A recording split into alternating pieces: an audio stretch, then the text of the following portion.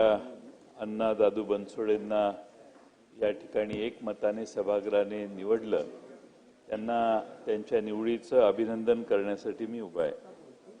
अध्यक्ष महोदय, मूळचे मोहोळचे पण सगळी कारकीर्द पिंपरीमध्ये गेलेली आणि शून्यातून स्वतःचं जग निर्माण करणारा हा एक सामान्य घरातनं पुढे आलेला, कष्ट करून पुढे आलेला आज पिंपरी चिंचवड महापालिकेतला एक अतिशय महत्त्वाचा भाग झालेला आमचा हा नेता आहे.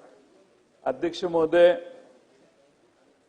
नगरपालिकेमध्ये नगरसेवक म्हणून स्थायी समितीवर त्यांनी काम केलं आणि विधानसभेवर मागच्या वेळी ते निवडून आले.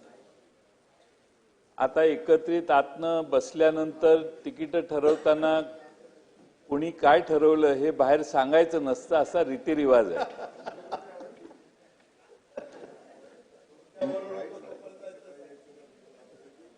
माझा दोष असा आहे की कुणाला तिकीट द्यायला मी कारणीभूत होतो आणि का दिलं हे मी कधी कुठल्या व्यक्तीला सांगितलं नाही. कारण पक्षात एकोपा राहावा, पक्ष एकमताने चालावा आणि कुणालाही काहीही कळू नये पण त्याला रिझल्ट मिळावा असा प्रयत्न करणं आवश्यक आहे. पण दादांनी अतिशय खुलेपणाने आमच्यातून तिकडे गेल्यामुळे त्यांनी मोकळेपणानं अण्णा बनसोडेंना कसं तिकीट मिळाले हे सांगितलं. पण वस्तुस्थिती अशी आहे की दादांनी आणि मी मिळूनच त्या मतदारसंघात दुसरं नाव मुंबईत ठरवलं. त्यानंतर दादा गेले पुण्याला काही लोकांनी दादांना घेराव घातला टोल नाक्यावरच आणि मग टोल नाक्यावर घेराव घालून ते म्हटले हे तिकीट बदला आणि अण्णांना द्या.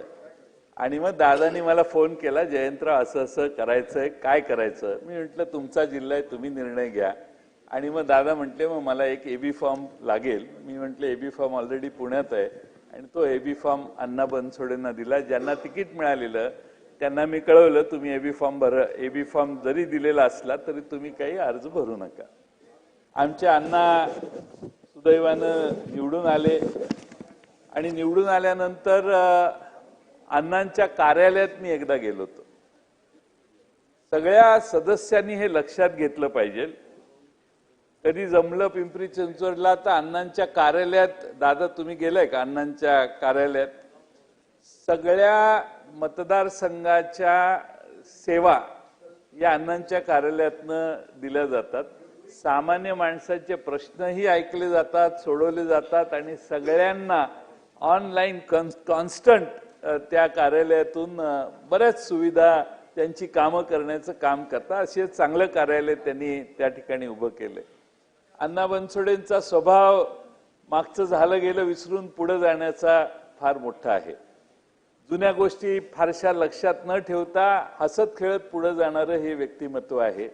आणि मला खात्री आहे की यावेळी आज विधानसभेवर निवडून आल्यावर माननीय अजितदादांनी त्यांना विधानसभेचे उपाध्यक्ष म्हणून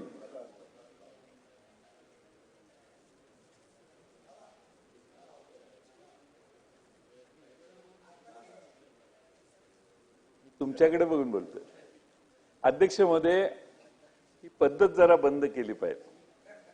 हा जो प्रकार असतो ना, मंत्री मुख्यमंत्री यांच्याकडे येऊन मागं बसायचं आणि त्यांना सतत काही फीडिंग करायचं, त्यामुळं त्यांचं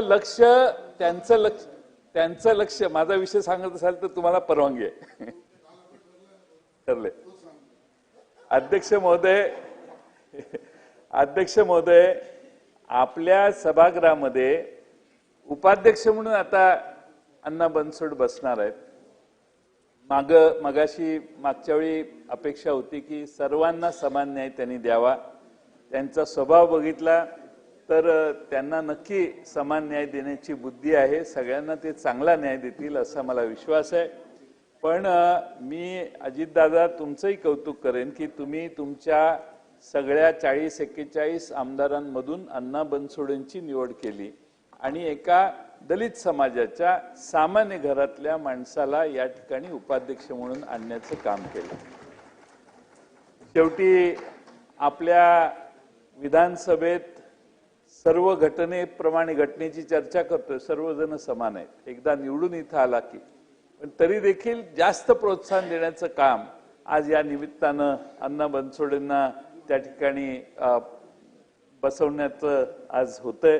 मी त्यांचं माझ्या पक्षाच्या वतीनं आमचे पूर्वज असं म्हणेन किंवा आमच्या पक्षातले पूर्वीचे सदस्य म्हणून मी त्यांच्या कारकिर्दीला मनपूर्वक शुभेच्छा देतो. आणि या सभागृहात सर्वांना आपण न्याय देत असताना आपल्या सर्व बाजूचं समान न्याय देण्याची बुद्धी कायम आपण ठेवाल अशी अपेक्षा मी या ठिकाणी करतो. मगाशी भास्कररावांनी त्याचा उल्लेख केला की खरं म्हणजे निवडणूक असल्यावर किमान फॉर्मॅलिटी म्हणून विरोधी पक्षाला विचारायचं असतं की आमचा उमेदवार आपण बिनविरोध करा. पण पहिल्या दिवशी माननीय मुख्यमंत्र्यांनी भाषण केलं की मला सभागृहात आणि विरोधी पक्षाशी डायलॉग ठेवायचा आहे, संवाद. तो संवाद हा या विधानसभेच्या उपाध्यक्षांच्या निवडणुकीत दिसला असता तर त्यांचं पहिल्या दिवशी उच्चारलेलं वाक्य खरं ठरलं असतं. त्यामुळे हा संवाद आता किमान विरोधी पक्ष नेत्यांचं नाव आम्ही दिलेलं आहे. आता शेजारची जागा जास्त काळ रिक्त ठेवली तर अण्णा बनसोडना करमणार नाही, एकटंच त्या बाजूला बसलेलं आणि थोडंसं आयलंडवर बसल्यासारखं त्यांची परिस्थिती होईल. आणि म्हणून विरोधी पक्ष नेत्यांना लवकरात लवकर, आता मुख्यमंत्र्यांनी सांगितलंय जेव्हा अध्यक्ष सांगतील तेव्हा ही निवडणूक होईल. आपल्या मनात असेल तर आपण आजच ते जाहीर केलं तर आपल्याही मनाचा मोठेपणा किती विशाल आहे. माझं मन परिवर्तन करायचं प्रयत्न चांगला केलाय भास्कररावांनी. आपल्याला शेवटी माणूस शेवटचा प्रयत्न म्हणून काहीतरी करावंच लागतं. त्यामुळे तो प्रयत्न आपण समजा. पण आपण मोठ्या मनाने, विशाल मनाने भास्कररावांचं नाव आम्ही सगळ्यांनी एकमताने विरोधी पक्ष नेता म्हणून दिलेलं आहे. त्यांना आजच सभागृह संपायच्या आधी आपण मुख्यमंत्री आणि दोन्ही उपमुख्यमंत्री यांच्याशी चर्चा करा. पाहिजे तर सभागृह एक अर्धा तास ऍडजन करा चर्चा करायला. पण आपण हा मोठेपणाने निर्णय घेतला तर आज लोकशाहीला घटनेवर चर्चा करताना घटना आम्ही तंतोतंत पाळायला तयार आहोत हे अध्यक्ष महोदय आपण कृतीतून दाखवून द्यावं एवढीच विनंती करतो. आणि माझे 2 शब्द पुन्हा एकदा अण्णा बनसोडे यांचं अभिनंदन करून माझे 2 शब्द पूर्ण